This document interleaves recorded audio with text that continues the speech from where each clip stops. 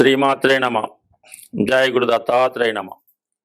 ఈ వీడియోలో మనం 2025వ సంవత్సరం మే నెల 14వ తారీఖు రాత్రి సుమారుగా 9-10 గంటల మధ్యలో మిథున రాశిలోకి మారబోతున్న గురుగ్రహ ప్రభావం వివిధ రాశుల మీద ఏ విధంగా ఉండబోతుంది అని పరిశీలించినప్పుడు, ఏదైనా ఒక శుభగ్రహమే, అది మంచి చేసినా చెడు చేసిన జాతకుడికి చివరికి ఆనందాన్ని సంతోషాన్ని మిగిలిస్తూ ఉంటుంది.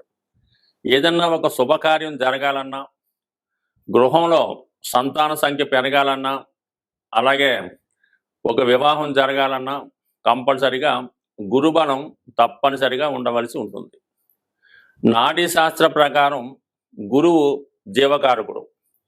గురువు ఏ రాశిలో ఉంటే ఆ కారకత్వాలు జాతకుడికి అనుకూలంగా రావడం జరుగుతూ ఉంటుంది. మరి ఏ గ్రహంతో కలిస్తే ఆ గ్రహం యొక్క ఫలితాలు జాతకుడికి అనుకూలంగా రావడం జరుగుతూ ఉంటుంది. సుమారుగా గురుగ్రహం శుక్రగ్రహంతో కలిసినప్పుడు అది స్త్రీ జాతకం అయితే ఆమె చాలా అందంగా, సౌందర్యంగా, మంచి లక్షణాలు కలిగి ఉండడం జరుగుతూ ఉంటుంది.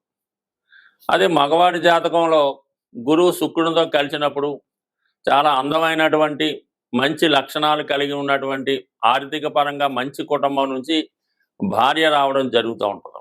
అలాగే గురు శని గ్రహంతో కలిసి ఉన్నప్పుడు అది ఎవరి జాతకమైనా, స్త్రీ జాతకమైనా, పురుష జాతకమైనా కంపల్సరిగా జాతకుడు ఏదైనా ఒక మంచి వృత్తిలో స్థిరపడతాడు. అంటే చిన్న స్థాయిలో ఉద్యోగంలో ప్రవేశించి అంచెలంచెలుగా ఎదగడం జరుగుతుంటుంది. అంటే మీ జాతక చక్రంలో గురువు శని కలిసి ఉంటే అది ఒక భాగ్య రాజ్యాధిపతి యోగం ఏర్పడి వృత్తిలో అటు బ్యాంకింగ్లో కానీ, అటు ఉపాధ్యాయ వృత్తిలో కానీ, ఆధ్యాత్మికత కలిగినటువంటి వృత్తుల్లో ఉండే అవకాశం ఉంటుంది. బట్ కాలానుగుణంగా వృత్తులు మారినప్పటికీ కూడా మంచి మేధావి వర్గానికి చెందిన వృత్తిలో ఉండడం జరుగుతూ ఉంటుంది.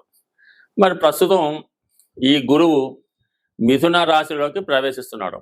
అంటే మిథునం అన్నది ఒక విధంగా చాలా ఎడ్యుకేటెడ్ సంబంధించింది, వ్యాపారానికి సంబంధించింది, విదేశ ప్రయాణానికి సంబంధించింది, కమ్యూనికేషన్ సంబంధించింది. ఈ రాశిలోకి గురుగ్రహం ప్రవేశించడం వల్ల ఆటోమేటిక్గా జాతకుడికి కొత్త కొత్త ఆలోచనలు వస్తుంటాయి, కొత్త కొత్త వ్యాపార అవకాశాలు వస్తుంటాయి, విద్యా విషయాల్లో కొత్త విషయాలు తెలుసుకోవడం కూడా జరుగుతూ ఉంటుంది. సరే, ఈ రాశిలో ఉన్నటువంటి నక్షత్రాలు పరిశీలించినప్పుడు మిథున రాశిలో ముందుగా గురువు కుజగ్రహ నక్షత్రం అయినటువంటి మృగశిరలో ప్రవేశిస్తాడు. దానివల్ల ఈ కుజుడు సంబంధించినటువంటి ఫలితాలు అంటే ఏదైనా స్థిరాస్తి కొనుక్కోవడం, ఉద్యోగ ప్రయత్నాలు ఫలించడం, అలాగే అన్నదమ్ములతో సఖ్యత ఏర్పడడం, ముఖ్యంగా రుణాల నుంచి బయటపడతారు ఎప్పుడు ఈ గురువు మన మృగశిర 3-4 నక్షత్రాల్లో సంచరించినప్పుడు. దాని తర్వాత రాహుగ్రహ నక్షత్రం అయినటువంటి ఆరుద్రలోకి గురువు ప్రవేశిస్తాడు. ఇది జాతకుడికి కొత్త అనుభవాన్ని ఇవ్వడం జరుగుతూ ఉంటుంది. ఒక సాఫ్ట్వేర్ రంగంలో కానీ, సినిమా పరిశ్రమలో కానీ, మెడికల్ రంగంలో కానీ ప్రవేశించడానికి జాతకుడికి అవకాశాలు రావడం జరుగుతూ ఉంటుంది. అయితే రాహు ప్రభావం వల్ల జాతకుడు కొద్దిగా అనెతికల్గా, చట్టానికి విరుద్ధంగా ప్రవర్తించే అవకాశం ఉంది. బట్ కానీ విదేశ అవకాశాలు చాలా బలంగా వస్తాయి. విదేశ మిత్రులు పరిచయం అవుతారు. ఓకే, విదేశంలో ఉన్నటువంటి మిత్రులు సహకరిస్తారు. విదేశ అవకాశాలు కూడా రావడం జరుగుతూ ఉంటుంది. అదే ఆరుద్ర నక్షత్రం తర్వాత పునరుసు నక్షత్రం అంటే జన్మ నక్షత్రంలోకి ప్రవేశిస్తాడు గురువు. అంటే ఇంచుమించుగా 1, 2, 3 నక్షత్రాలు సొంత నక్షత్రం మీద ప్రవేశించినప్పుడు జాతకుడు చాలా సర్వశుభాలను ఇవ్వడం జరుగుతూ ఉంటుంది. సొంత నక్షత్రం మీద ఉన్నప్పుడు తను స్వతంత్రంగా గురువు దేని కారకుడు అవుతుంటాడు, ధనకారకుడు అవుతుంటాడు. అలాగే సంతానకారకుడు, విజ్ఞానకారకుడు, జ్ఞానకారకుడు, సౌభాగ్యకారకుడు, ఐశ్వర్యకారకుడు, అలాగే మీరు చేయనటువంటి పుణ్యాన్ని ఈ జన్మలో ఇచ్చే విధంగా. అంటే గురుగ్రహం అనుగ్రహం ఉంటే సాక్షాత్తు విష్ణుమూర్తి, దక్షిణామూర్తి, దత్తాత్రేయుడి యొక్క అనుగ్రహం ఉన్నట్టే జాతకుడికి కలిసి వస్తుంది. బట్ ఏదైనా ఈ గురుగ్రహ మార్పు మిథున రాశిలో ఉన్నటువంటి నక్షత్రాల్లో అటు ఒకటి మిత్ర నక్షత్రం, అలాగే గురువు సొంత నక్షత్రం.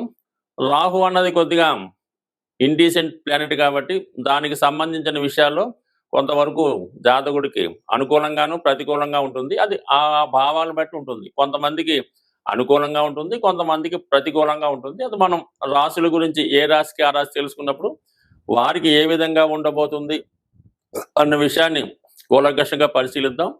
అలాగే మిథున రాశి మిగతా రాశుల వారికి ఏ భావం అవుతుందో ఆ భావం వాళ్ళకి మంచి ఫలితాన్ని ఇవ్వడం జరుగుతుంటుంది. అలాగే మిథునం నుంచి తులారాశిని చూస్తాడు.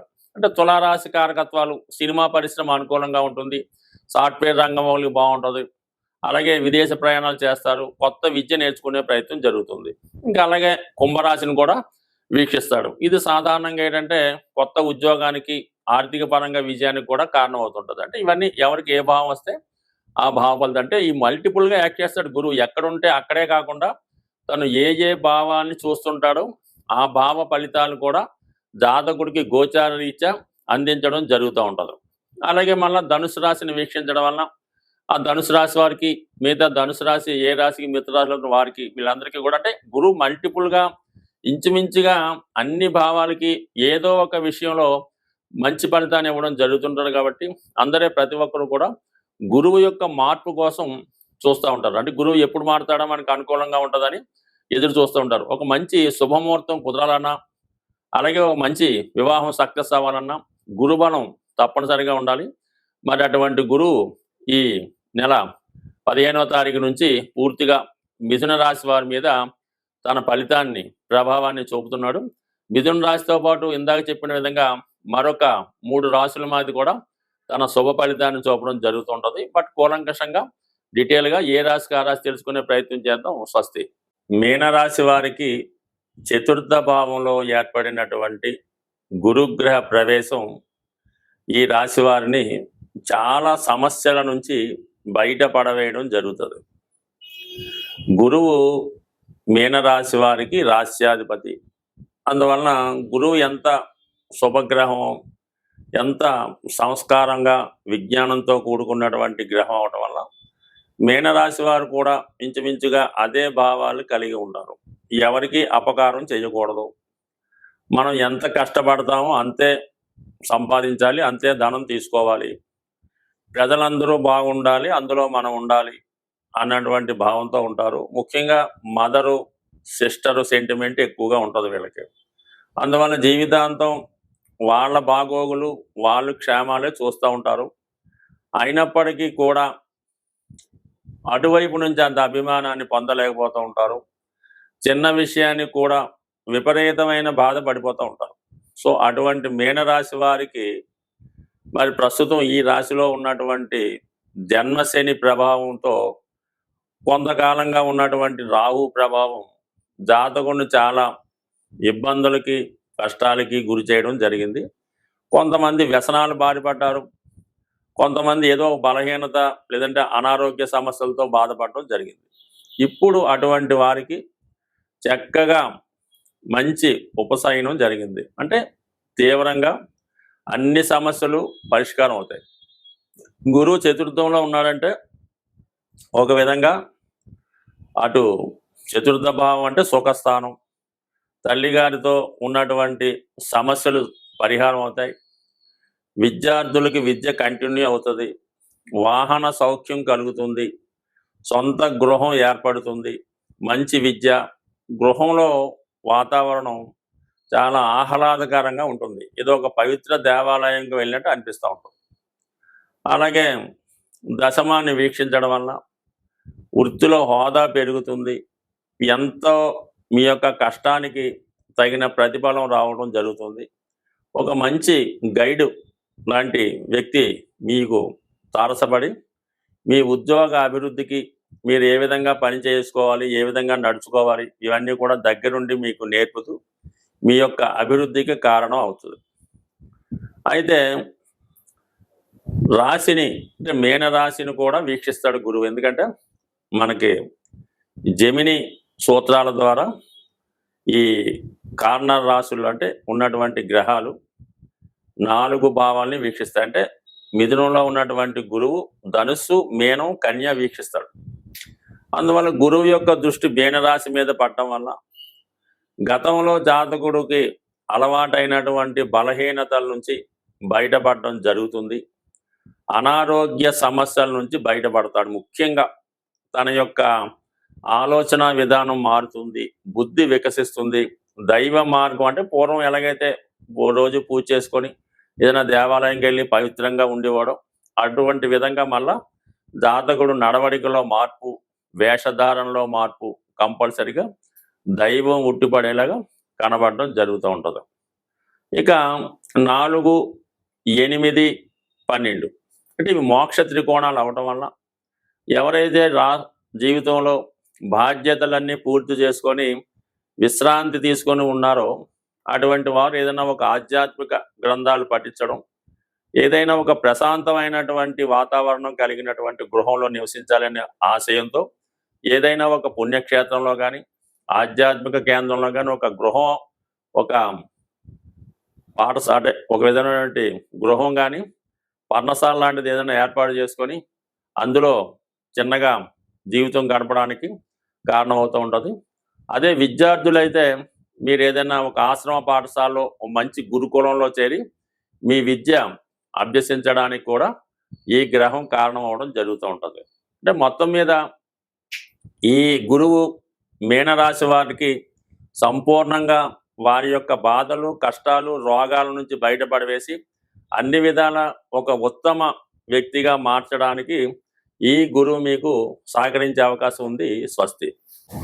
ఏదైనా ఒక గ్రహం ఒక రాశి నుంచి ఇంకొక రాశిలోకి మారినప్పుడు కొంతమందికి మంచిగాను, కొంతమందికి చెడుగాను ఉండొచ్చు.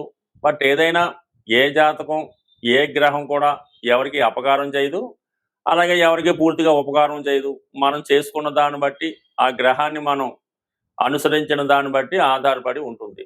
ముఖ్యంగా గురువు అంటే గురువు గ్రహ అనుగ్రహం కోసం మీరు చేయవలసింది ముఖ్యంగా ఏంటంటే దత్తాత్రేయుని యొక్క ఆరాధన.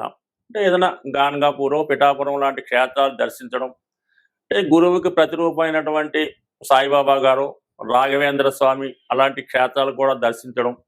అంటే మీకు ఎవరైతే విద్య నేర్పారో ఆ గురువుని ఆశ్రయించి ఆ గురువుకి సేవ చేయడం, అలాగే ప్రత్యక్షంగా ఉన్నటువంటి మీ తల్లిదండ్రులను సేవ చేయడం ద్వారా వారిని పూజించడం. అంటే పెద్దగా ఏమీ పూలు తెచ్చి పూజించక్కర్లేదు.